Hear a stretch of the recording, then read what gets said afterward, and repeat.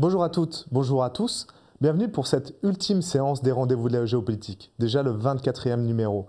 Nous avons eu le plaisir ce semestre d'aborder des séances très variées puisque nous sommes allés en Asie, au Japon, nous sommes allés en Afrique du Sud, en Amérique, l'Amérique du Nord, les États-Unis. Nous n'avons malheureusement pas eu le temps d'aborder la question du Brésil comme nous avions promis de le faire à l'un des étudiants au premier semestre, Patrick Da Silva. Et nous avons aussi envisagé des questions comme le terrorisme, les matières premières. Pour terminer, la parole vous est rendue puisque c'est à vous de nous poser des questions et nous-mêmes, nous allons dresser un bilan de la géopolitique.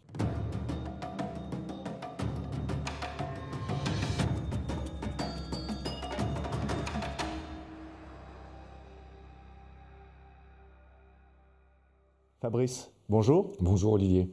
C'est le moment du bilan. On va revenir sur un thème qui a été un des thèmes principaux du semestre, puisqu'on a eu 2 séances consacrées à la Turquie. Et l'un de nos étudiants, Benjamin Rousselot, nous a fait des remarques très pertinentes, très judicieuses sur ces thèmes sur lesquels nous ne pouvons pas revenir. Et il nous a aussi communiqué une question, puisqu'il se demandait, au vu des récents événements, si la Turquie n'était pas en train de prendre le risque de s'éloigner de l'Union européenne. Oui, alors c'est vrai que la Turquie est au cœur des événements des relations internationales et de la géopolitique à l'heure actuelle. Ça a toujours été de toute façon une puissance à travers l'histoire fondamentale de par sa situation géographique, on va y revenir. Et je trouve que la question est d'abord intéressante, si vous me permettez, parce qu'elle permet de souligner le fait que, à mon sens, l'une des tendances lourdes à l'heure actuelle qui peut finir par être une erreur, c'est une obsession de la dimension économique en géopolitique. Il est évident qu'il y a une dimension économique qu'il est nécessaire d'appréhender par rapport aux différents États ou en termes d'analyse, mais par contre, il ne faut pas circonscrire son analyse uniquement à une dimension économique, et donc c'est ce que j'expliquerai aussi dans la deuxième partie de ma réponse. Ça, je crois que c'est important à souligner parce que c'est un peu une trame qu'on va retrouver aujourd'hui à travers toutes nos questions. La deuxième chose qu'il convient de dire, paradoxalement, je trouve que cette question est assez non seulement pertinente, mais j'ai envie de dire un peu espiègle, parce que finalement, en fait, la Turquie aurait surtout été en grande difficulté économique si elle était déjà membre de l'Union européenne à l'heure actuelle. Car effectivement, à travers toutes les vicissitudes de l'actualité, si la Turquie était membre de l'Union européenne et qu'elle décide de sortir de l'Union européenne, alors évidemment, elle serait dans une situation beaucoup plus difficile, surtout qu'en plus, elle est dans une dimension géographique qui est très particulière. Ça me permet d'évoquer un deuxième aspect. La Turquie, et ça c'est un élément qui est inhérent à sa géographie, est un État stratégique qui est au carrefour de plusieurs continents, qui elle-même est à cheval sur une partie en Europe et une partie en Asie. Donc il est évident qu'il y a aussi cette dimension stratégique et que la Turquie finalement a un peu le choix de savoir vers quelle façade elle s'oriente.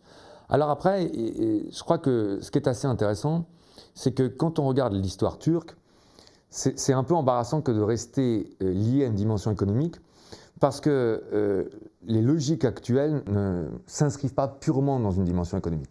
Je crois que maintenant, il s'agit d'essayer de comprendre la stratégie de la Turquie, et notamment la stratégie d'Erdogan.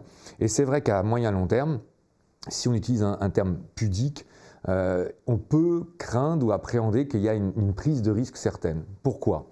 Parce que dans l'histoire, ce qui a toujours fait la force de la Turquie sous sa domination ancienne, l'Empire ottoman, c'est justement le fait qu'elle a réussi à jouer de ces multiples façades et de ces multiples contacts sur les continents pour pouvoir s'enrichir d'une multitude de cultures et non pas s'en affaiblir mais se renforcer.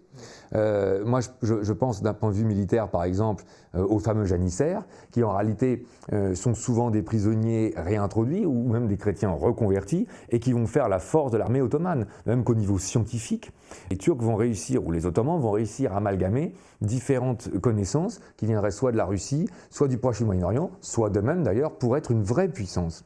Et ce qu'on remarque aujourd'hui à travers la proposition d'Erdogan, c'est qu'on est plutôt sur une lecture restrictive. D'ailleurs, c'est intéressant, on fête la chute de Constantinople, donc aujourd'hui Istanbul, mais on a l'air de vraiment se projeter dans un nationalisme réduit, un peu d'ailleurs une sorte de nationalisme des années 30, qui se contenterait, alors ça c'était le cas d'autres pays à l'époque, que de prendre certains passages de l'histoire, mais d'oublier totalement les autres, et une sorte de nationalisme en plus patiné de religiosité. Alors qu'en réalité, l'histoire turque est très très riche. Et il y a un facteur qui est assez important par rapport à ça, c'est l'évolution du point de vue turc face à Mustafa Kemal, dont je rappelle qu'il est perçu comme le constructeur de la Turquie moderne au début du XXe siècle, y compris au sein de la jeunesse turque. C'est ça qui est très étonnant. Car Mustafa Kemal a été perçu comme, à juste titre, me semble-t-il, quelqu'un qui a modernisé le pays, qui a d'ailleurs permis au fait qu'aujourd'hui le pays puisse être un acteur géopolitique.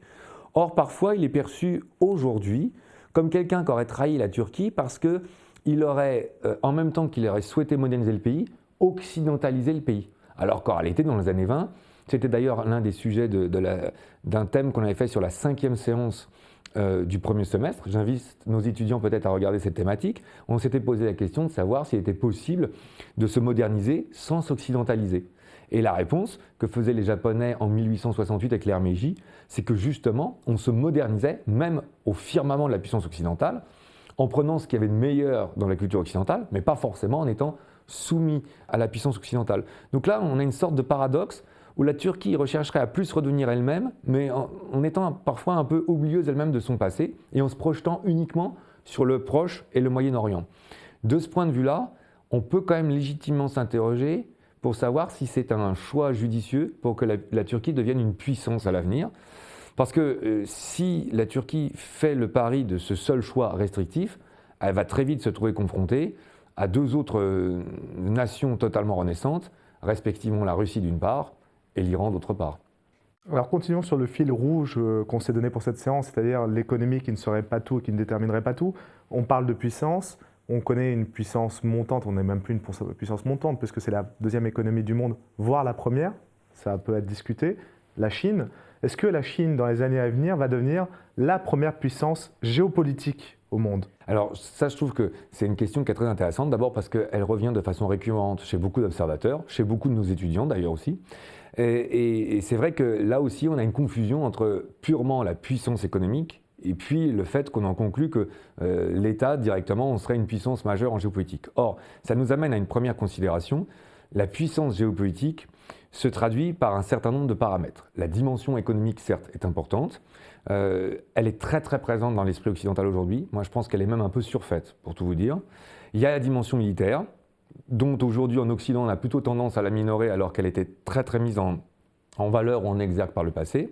Mais il y a aussi la dimension culturelle, ce qu'on pourra expliquer à travers le soft power. C'est une notion qu'on avait déclinée sur la première séance ensemble, la fin de l'histoire, et on avait eu l'opportunité d'expliquer que Joseph Nye, un chercheur américain, avait décliné ce concept du soft power à travers lequel on peut influencer le monde ou d'autres États à travers sa puissance culturelle. Donc on a une dimension économique, on a une dimension militaire, on a une dimension culturelle, mais il ne faudrait pas oublier non plus d'ailleurs la dimension technologique ou scientifique, puis la dimension démographique. Donc c'est la composante de tout ça. Je dis juste un mot sur la démographie, parce que ça aussi, je trouve que c'est assez symptomatique, notamment en Occident. On a tendance maintenant à percevoir une démographie importante comme un handicap, parce qu'on a toujours en perspective la dimension économique, qui consiste à dire mais on risque d'avoir du chômage, ou on risque de ne pas pouvoir trouver une société de plein emploi.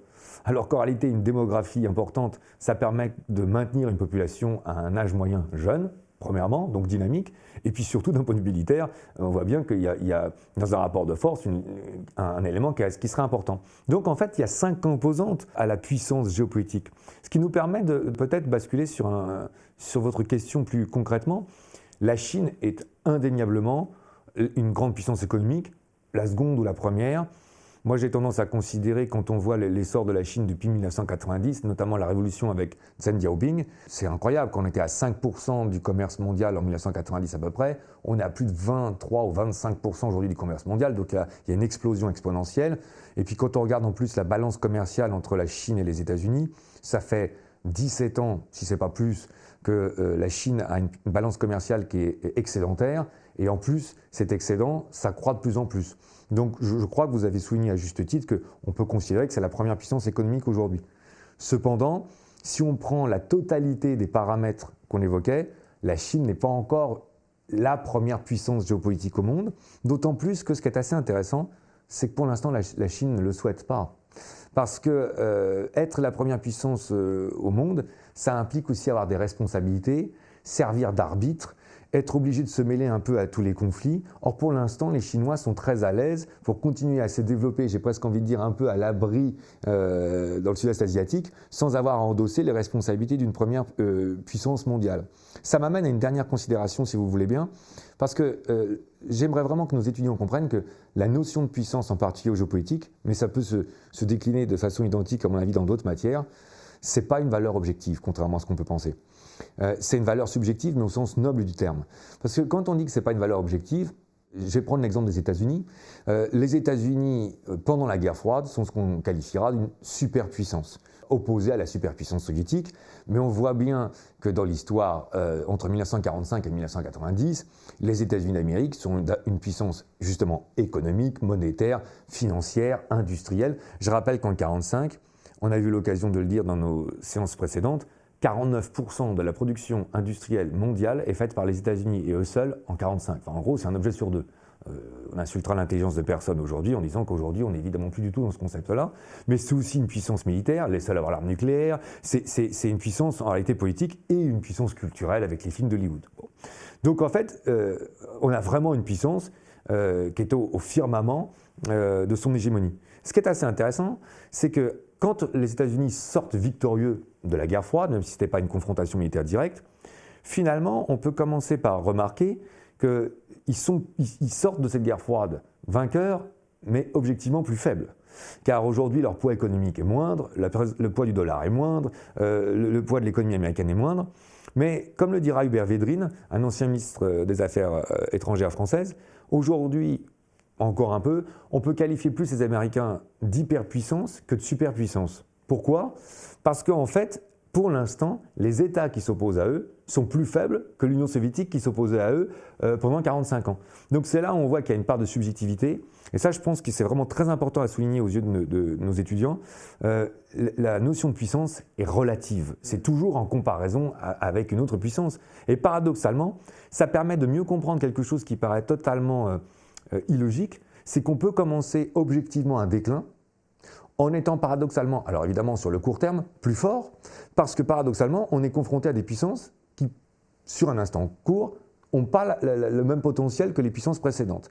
Et je crois que ça, c'est une vraie clé de lecture pour les États-Unis, dont souvent les observateurs ont du mal à sortir d'une sorte de contradiction.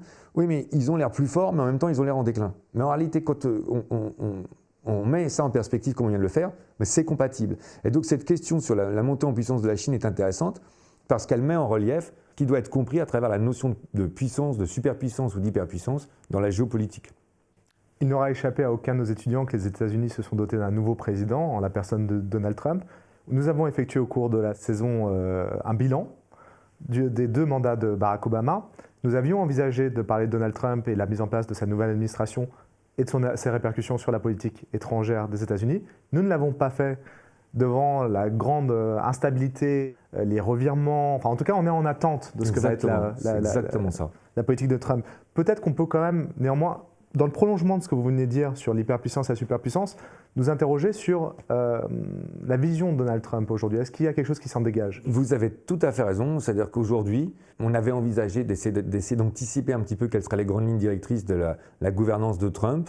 Mais malgré les nominations qui ont été faites et malgré des premières dispositions, ça reste aujourd'hui assez difficile et je trouve que ça sera plus opportun que de le faire par la suite. Néanmoins, là aussi, comme vous le dites, ce qui est assez intéressant, c'est qu'on peut se poser la question de savoir s'il n'y a pas déjà des conséquences sur la géopolitique globalement, sur le fait que Trump a été élu. Et là, ça nous permet, en guise de transition, de revenir sur la dimension culturelle de la puissance géopolitique, puisque en fait, les Américains, à travers le rêve américain, à travers la volonté de dire que finalement, dans le monde, on peut aspirer à devenir américain ou avoir la liberté ou la puissance économique aux États-Unis, surtout avec la présidence d'Obama, qui quand même était charismatique et qui faisait rêver, les Américains conservaient cette dimension géopolitique forte qui consiste à dire ils sont une sorte de pôle de rêve ou d'espérance, plus ou moins. Bon. C'est d'ailleurs quelque chose que met bien en valeur Dominique Moïsi dans son dernier ouvrage de mars 2017, donc qui vient de sortir, qui permettra d'ailleurs aux étudiants, puisqu'il reprend un certain nombre de ses éditoriaux dans les Échos, de se remettre en perspective. Il dit, c'est assez intéressant parce que jusqu'à présent, Barack Obama faisait rêver. Or, Trump, c'est évident, ne fait plus rêver. Et donc Trump, à travers sa posture, sa personnalité, mais surtout ses discours, le mur, une politique qui serait quand même beaucoup plus axée sur des dichotomies, voire des oppositions, on est sur des États-Unis qui, loin de faire rêver, sont plutôt anxiogènes parce qu'ils ont l'air de se recentrer sur eux-mêmes et de rentrer dans des logiques de conflits ou de rapports de force beaucoup plus classiques. Et c'est assez intéressant à souligner parce que pendant que les États-Unis sont dans cette dimension-là, on a des économies ou des États de l'Asie du Sud-Est, la Chine, mais pas qu'elle, la Corée du Sud, on pourrait aussi évoquer l'Inde, mais la Birmanie, l'Indonésie, etc., qui restent axés sur des États forts. Or, on avait tendance à avoir une lecture matérialiste de l'histoire avec un sens, un peu presque au sens hegelien ou marxiste, si vous me permettez. Et là, ce qu'on est en train de se dire, c'est que finalement, il y a presque une sorte d'appétence ou de curiosité des démocraties qui, déstabilisées par un monde qui a l'air de moins en moins certain et donc de plus en plus dangereux, finissent par se demander si finalement un État fort ne serait pas intéressant pour essayer d'avoir une meilleure assise ou un meilleur équilibre. Donc on a là un renversement de perspective. Jusqu'à présent, la Chine, il faut être honnête, faisait rêver personne. Enfin, personne se disait « je rêve d'être chinois, je rêve d'être américain », c'était plausible. C'était discutable, mais c'était plausible. Aujourd'hui, on n'est plus du tout dans cette perspective-là. Et ça, je crois que c'est la première conséquence de l'élection de Donald Trump. Parce qu'en réalité, elle renverse totalement le lien affectif qu'avait le monde envers les États-Unis d'Amérique. Et c'est d'ailleurs amusant, puisque l'effet miroir entre la Russie et les États-Unis est fort. La Russie devient un attracteur, pour Donald Trump en l'occurrence. On a l'impression d'avoir un Vladimir Poutine qui est le nouvel homme fort des relations internationales et en géopolitique. Ce n'est pas proportionnel à la puissance économique de la Russie. Donc on reste vraiment dans notre fil rouge. Ça, c'est clair. On a parlé de l'Ukraine au premier semestre et de la politique internationale de la Russie. On en parle beaucoup moins aujourd'hui, notamment dans les médias. Pourtant, les événements ne se sont pas arrêtés. Est-ce qu'on pourrait peut-être revenir sur ces événements? Oui, je trouve que c'est une belle façon de finir cette séance parce que là, on est totalement dans une logique de géopolitique. D'abord, j'invite nos étudiants qui ne l'auraient pas vu, c'était la séance 3 de mémoire, je ne crois pas me tromper, du premier semestre où effectivement on essaie d'expliquer quelles étaient les vraies raisons objectives de la stratégie de Vladimir Poutine. Qu'on l'apprécie ou pas, le moins qu'on puisse dire, c'est qu'on a affaire à quelqu'un quand même qui est particulièrement imbibé non seulement de dimension internationale, mais de notions stratégiques, comme souvent les dirigeants russes. Ce qui est assez d'ailleurs intéressant dans votre question, c'est qu'on peut dire déjà, d'un point de vue, avant que d'élargir, Vladimir Poutine, sur ces 12 derniers mois, il est quand même le vainqueur en termes de bilan. Parce que comme vous le soulignez à juste titre, plus personne ne parle de l'Ukraine. Ça ne veut pas dire pour ça, vous pouvez demander à nos amis ukrainiens que les Russes continuent à être inactifs en Ukraine. Et d'ailleurs, on retrouve là l'une des raisons profondes de la présence des Russes en Syrie, car évidemment, plus on parle de la Syrie, moins on parle de l'Ukraine dans les médias occidentaux, et donc c'est vraiment un jeu d'échiquier tel que les Russes, sans tomber dans des images un peu faciles, sont les maîtres. Alors ce qui est assez intéressant aussi dans cette question, finalement, c'est que pour comprendre la question ukrainienne, il faut comprendre la Russie, et il faut comprendre la Russie dans un élément qui est essentiel, c'est la gestion de l'espace à travers son histoire. Et c'est là aussi où on va se rendre compte que la dimension économique, on parle souvent de pipeline, de gazoduc, mais à mon sens, c'est vraiment anecdotique. Je demande à nos étudiants de bien comprendre ce qu'on va dire maintenant. Ce qui est intéressant, c'est de comprendre en termes de psychologie russe, quel est le rapport de la Russie à son espace, au territoire, et comment ça s'inscrit dans l'histoire. Si on commence par l'histoire russe, il y a quelque chose qu'il faut rappeler, et je trouve que les médias occidentaux n'insistent pas assez sur cette dimension. La Russie est immense, 19 millions de kilomètres carrés, elle a été jusqu'à 21 millions de kilomètres carrés à l'époque de l'Union soviétique, mais la Russie a toujours été agressée, au moins à l'ouest. Bon. Après, sur la dimension orientale, c'est beaucoup plus discutable parce qu'effectivement, les tsars ont cherché à connaître une expansion, mais à l'ouest, la Russie a toujours été agressée. Et là, il y a 4 perspectives ou 4 exemples qu'on peut donner. Les 2 premiers sont peut-être ceux qui vont plus surprendre nos étudiants, donc je les invite le cas échéant à aller valider ça sur les réseaux sociaux, mais surtout à s'enquérir davantage, parce qu'on n'aura pas le temps de rentrer dans les détails. Il y a eu l'expansion des chevaliers teutoniques, notamment au XIIIe siècle, à laquelle il a été mis un coup d'arrêt en 1240. C'est le film Alexandre Nevsky qu'on mettait en valeur sur notre première séance du 2e semestre. Il y a eu Charles XII de Suède. Alors ça, c'est assez amusant parce que, si vous me permettez une anecdote, le dernier biographe français de Charles XII de Suède est Voltaire. Ce qui prouve quand même qu'en France, en géopolitique, on a quand même parfois des retards éditoriaux qui sont assez colossaux, parce que Charles XII de Suède est l'un des plus grands conquérants, si tant est qu'on puisse mettre cette épithète sur le terme de conquérant. Et la Suède, à l'époque, était l'une des plus grandes puissances géopolitiques. Et quand on dit ça aux étudiants, ou même aux observateurs ou aux contemporains aujourd'hui, ah bon, la Suède était un acteur en géopolitique? Oui, Charles XII a été un conquérant et il a agressé la Russie. Et puis après, on a des exemples qui sont plus connus avec Napoléon, les Allemands sur la Première Guerre mondiale et bien sûr Adolf Hitler. Mais Pourquoi c'est très important de comprendre ça? Parce que pour les Russes, le meilleur général, si vous me permettez cette expression, qui leur permet de remporter toutes les victoires à la fin, c'est le général espace.